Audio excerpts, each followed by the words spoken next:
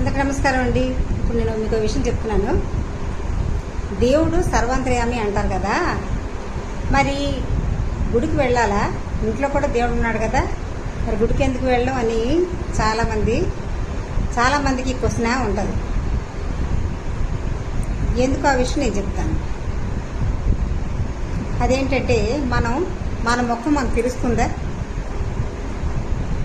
మనం ఏది చేయాలన్నా, మళ్ళీ మనం చూసుకోవాలన్నా ప్రాణంతో ఉంటే కంటితోనే ప్రాణం లేని అద్దంలోంచి మనం చూడడానికి ట్రై చేస్తాం. మన కన్నుకి ముక్కు కన్నిటికి ప్రాణం ఉంది, అద్దానికి ప్రాణం ఉందా? లేదు. కానీ అద్దంలో చూసుకొని మళ్ళీ మనం చూసుకుంటాం. అలాగే మనకు కావాల్సింది కూడా నిగ్రహ శక్తి, విగ్రహ శక్తి. మనం గుడికి వెళ్ళినప్పుడు భగవంతుణ్ణి మనసారా చూస్తాం. భగవాన్ని ఆ విగ్రహంలో భగవంతుని చూస్తాం. అద్దం లాంటిది అది కూడా. మన అద్దంలో మనం ఎలా చూసుకుంటున్నామో విగ్రహాల్లో భగవంతుని చూస్తాం. అందుకోసమే భగవంతుడి దగ్గరికి వెళ్ళాలి. సర్వాంతర్యామి కదా, ఇంట్లోనే ఉన్నాడు, గుళ్ళోనే ఉన్నాడు, నీలోనే ఉన్నాడు, నాలోనే ఉన్నాడు. కానీ మనం అర్థం ఎలాగే చూసుకుంటున్నామో మళ్ళీ మనం గుళ్ళో ఉన్న విగ్రహంలోని మనం దేవుణ్ణి దర్శించుకోవాలి. అది అక్కడ అర్థం అన్నమాట. అర్థం లాంటిది అది కూడా.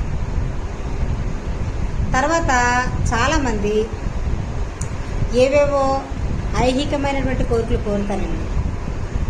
అది కాదు, మూడు కోరికలు కోరాలి. తండ్రి మనసారా దర్శించిన తర్వాత బయటికి వచ్చి కూర్చున్న తర్వాత చాలామంది పురాణాలు చదవడం ఏవో చేస్తుంటారు. గమనించారా? ఏవో దేవుడి తన విషయాలు చెప్పుకుంటారు, ఇంత ప్రసాదం కొడుకు తింటారు, ఏదో చెప్తారు. కానీ లోకాభిరామాయణం చెప్పేవారు చాలామంది దేవుడి గురించి మాట్లాడకుండా లోకాభిరామాయణం, పరామర్శలు, కుటుంబ విషయాలు, కష్టకాలు అక్కడ చెప్పుకుంటారు. అది కాదు. మనం దేవుణ్ణి మనసుకు దర్శించుకొని బయటకు వచ్చి కూర్చున్నామంటే దేవుడి సన్నిధానం అంటే మూడు కోరికలు భగవంతుని కోరుకోవాలి. స్వామి, నేను ఎవ్వరికీ చేయి చాచకుండా నన్ను అనుగ్రహించు. ఎవరికి తల మంచకుండా, ఎవరికి నేను చులకన కాకుండా ఉండేటట్లు నన్ను రక్షించాలి. తర్వాత ఎదుటి వారికి సహాయపడే విధంగా నన్ను తీర్చిదిద్దు తండ్రి. మీ అంత అద్భుతమైన వ్యక్తి విషయాలు నాకు ప్రసాదించి నా జీవితం తెలియించి. మూడోది ఏంటంటే అవసాన దశ, మరణ సమయం సమీపించినప్పుడు, మృత్యువు దగ్గరికి చేరుతున్నప్పుడు మీ దర్శన భాగ్యం కలిగే విధంగా. నెక్స్ట్ అవసాన దశ వచ్చినప్పుడు,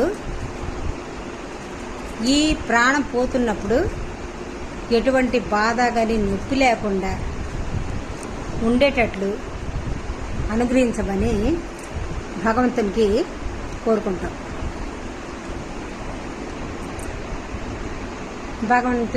అన్నమాట. ఈ మూడు తప్పనిసరిగా కోరుకోవాలి భగవంతుని సన్నిధానం.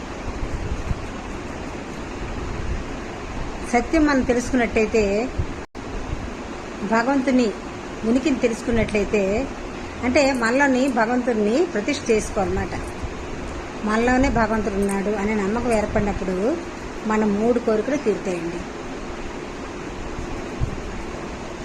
ఇది సత్యం. అంతేగాని ఐహిక కోరికలు కోరుకున్న శాశ్వతం కాదు. అవన్నీ మనం అడగకుండా అన్ని ఇస్తాడు దేవుడు, మనం అడగక్కర్లేదు. బతకడానికి ఏం కావాలో భగవంతుడు ఇస్తాడు. భగవంతుడు బిడ్డలం మనం కోరుకున్నది మాత్రం ఈ 3 కోరికలు కోరుకోవాలి.